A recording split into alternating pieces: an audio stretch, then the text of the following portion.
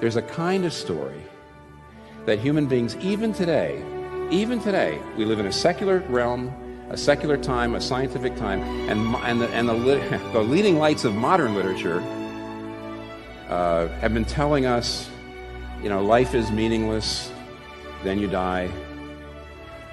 And yet, Tolkien says, we still crave a certain kind of story. We crave it in movies, we crave it in books. And these are stories that depict a supernatural world. We're just fascinated by those stories. That depict being able to cheat death, escape aging and time. Stories that show us a love that is eternal. A love without parting, a love that overcomes death. We want stories about good absolutely triumphing over evil, destroying evil. We love stories about victory snatched from the jaws of defeat, or sacrificial heroism that brings life out of certain death. And we pay money to watch those movies, and we pay money to read about those stories.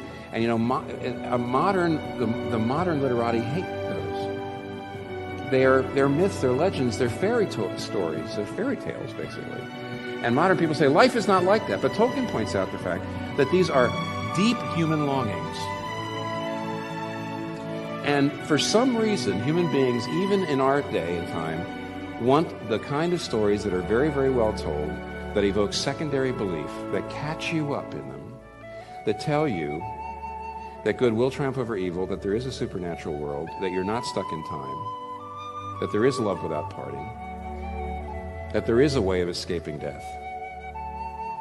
Now, Tolkien said, why would people still feel this way? Now, what Tolkien's about to say here, I can't prove from the Bible, but it fits in with the Bible. He says, we're made in the image of God, but we're fallen. And therefore, weirdly enough, human beings know at the fact level, we all do have to die. That evil often triumphs. That no matter how much you love somebody, eventually you're going to lose that person.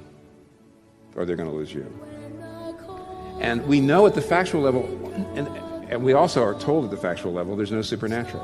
So at the factual level, there's no supernatural. We're going to die. There's no escape. Good is not going to triumph at the factual level. And yet underneath, he says, all human beings feel, but there shouldn't be death. We're not meant to die. We're not meant to lose our loved ones. Good should be triumphing over evil. See? There ought to be a supernatural world. We shouldn't be just stuck in time and then we're dead.